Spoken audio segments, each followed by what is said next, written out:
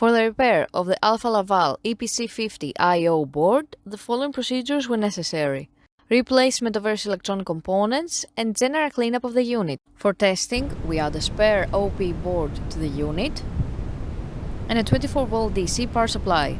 By turning the power supply on, the units react and we can see the message on the OP LCD screen indicating the unit's communication.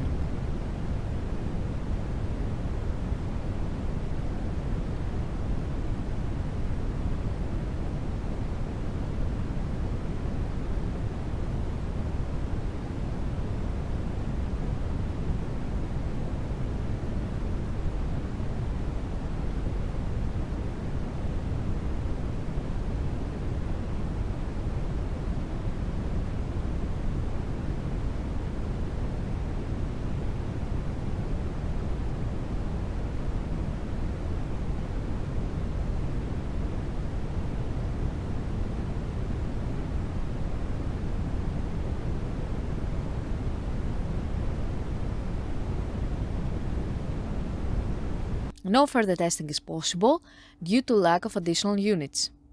It is now clear that the I/O board is operating successfully and is ready to be delivered to the customer.